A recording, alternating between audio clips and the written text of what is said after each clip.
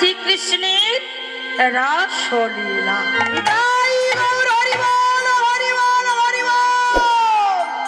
সর্বলীলার মুকুটমণি হলেন রাসলীলা। ভগবান সুখদেব গোস্বামী এই রাসলীলার কথা ভাগবতে লিখলেন। দশম স্কন্ধে 29 অধ্যায়ে লিখলেন এই রাসলীলার কথা। কি বললেন বাবা? হরি বল, হরি বল, হরি বল। এই রাস হলো বিশেষ ধরনের একটা নৃত্য। যেমন নারীর নাচকে লাস্য বলে, পুরুষের নাচকে তাণ্ডব বলে, আর নারী পুরুষের উভয় নৃত্যকে হলদিশল বলে। জানি তাই। জয় রাধে, জয় রাধে শ্যাম। মাইক ম্যান দাদা ইকোটা একটু কমিয়ে দেন। জয় রাধে, একটু কমিয়ে দেন। জয় রাধে, জয় রাধে শ্যাম।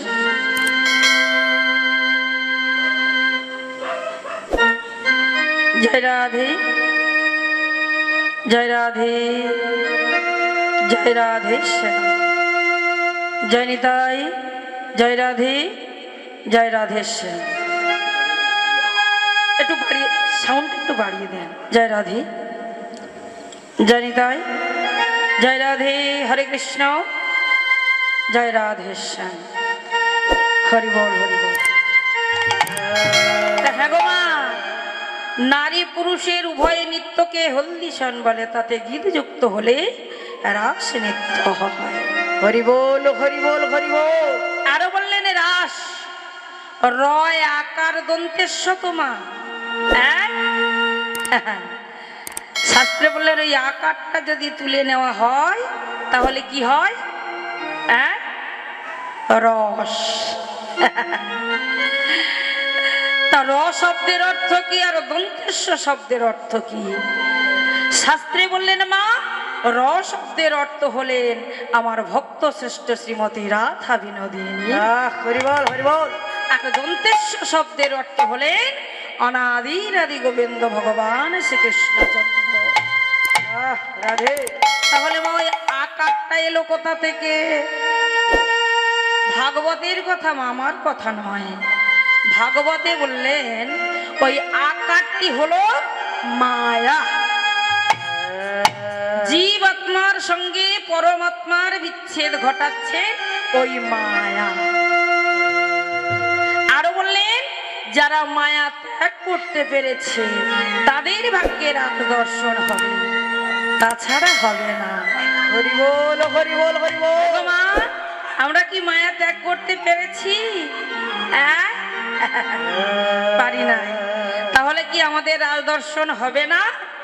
শাস্ত্রে বললেন হবে। কি করে?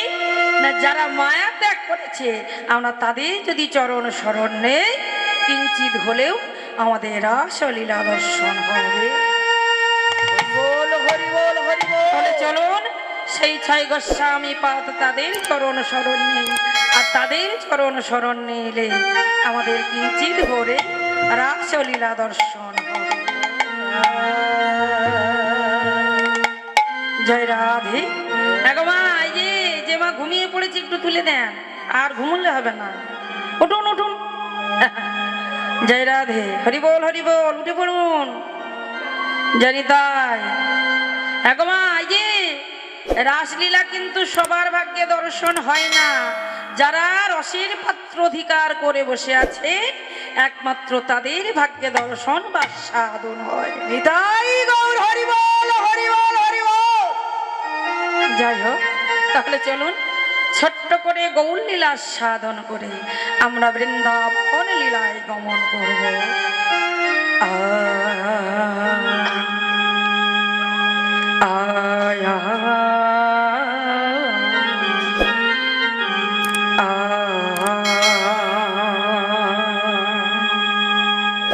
জয় রাধে, জয় নিতাই, জয় রাধে শ্যাম।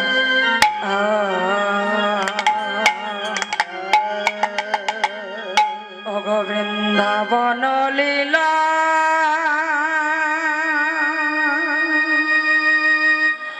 ও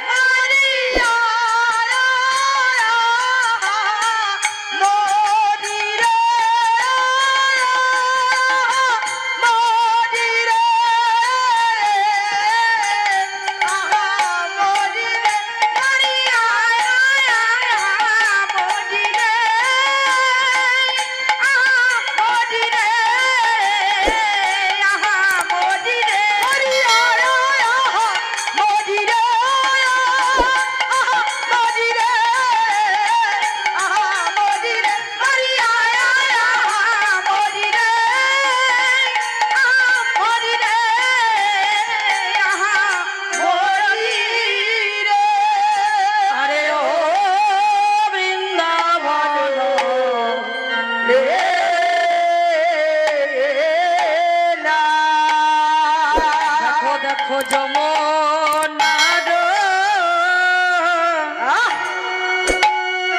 আহা যমুনার ভাব হরিও আয় ও আরে যমুনার ভাব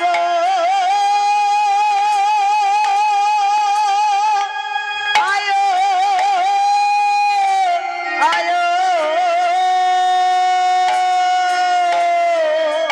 আহা যমুনার ভাব সুর বেশ ধ্বনি রাধে গড়ায় আমার সুরধ্বনি সুরধ্বনি দেখো দেখো সুরধ্বনি রে করিল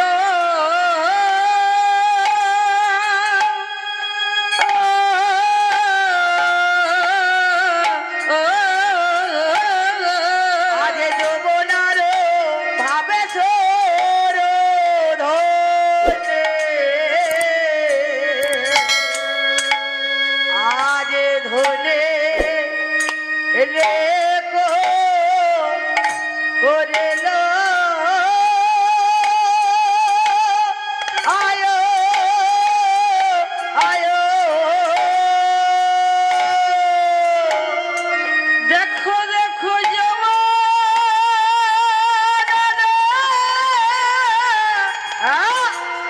ভাব সুর প্রাণে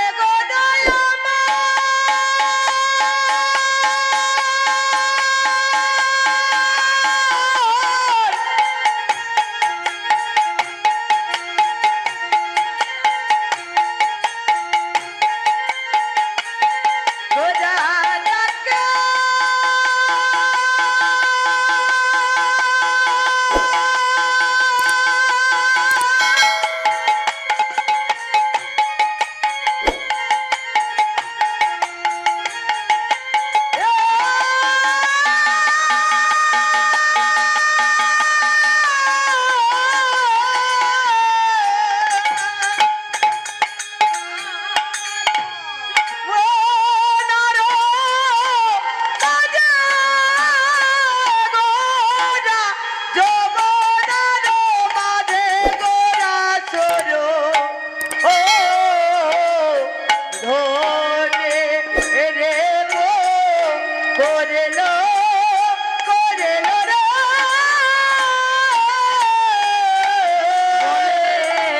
এই সেই যমুনা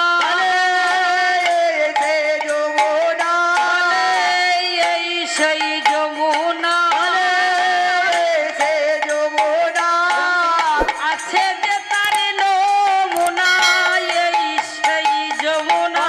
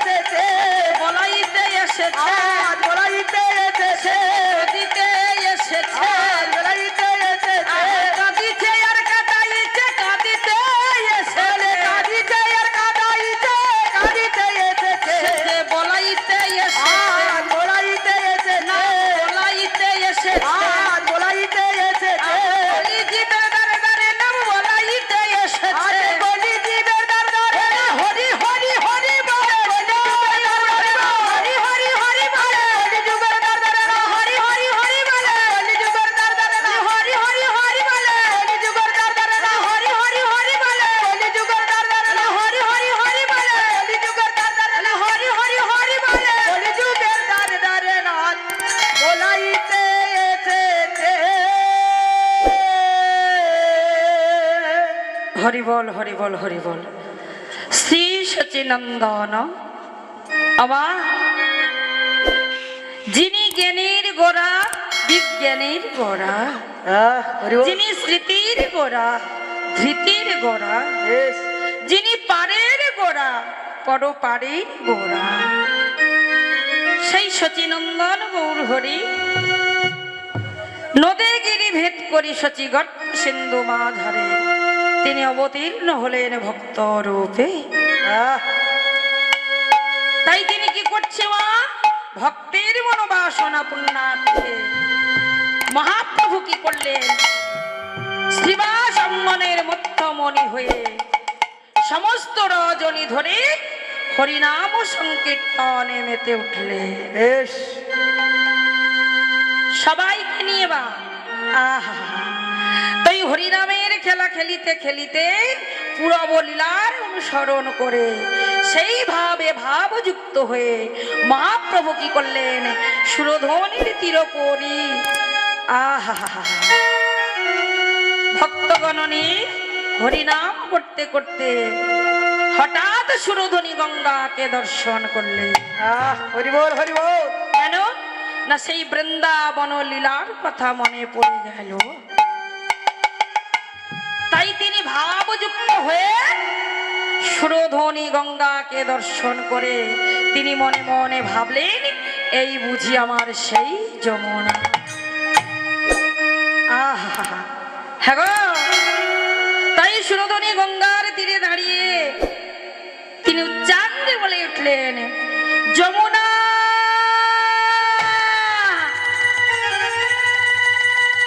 ও যমুনা। আরে একটু দাঁড়াও, হ্যাঁ গো, তুমি কি আমার সেই যমুনা? যার তীরে নীরে কত খেলা খেলিতাম, তুমি কি আমার সেই যমুনা? হরি বল হরি বল। বলো বলো বলো যমুনা। যমুনা যমুনা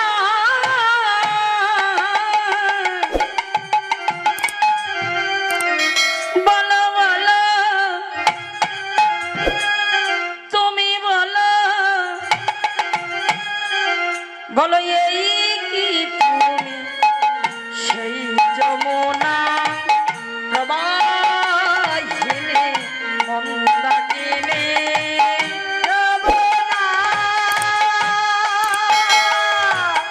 ও যমুনা তুমি কে আমার সেই যমুনা তোমার রে মন্দাকিনী। যমুনা ও যমুনা এই কি তুমি সেই যমুনা প্রবাহিনী মন্দাকিনী। যমুনা ও যমুনা তুমি কে আমার সেই যমুনা তোমার রে মন্দাকিনী। হ্যাঁ গো, এই যে শোনো শোনো শোনো না। আরে তুমি যদি আমার সেই যমুনা হবে, বলো বলো ও যমুনা, তুমি যদি আমার সেই যমুনা হবে তাহলে বলো কথা চারু চন্দ্রা বলি।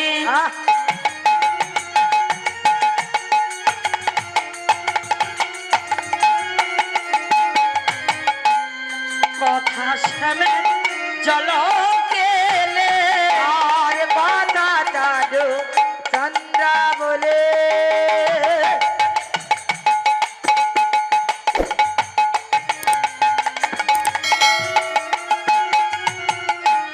কথা ছাবে জল পেলে বলো কথা চারু চন্দ্রা বলি।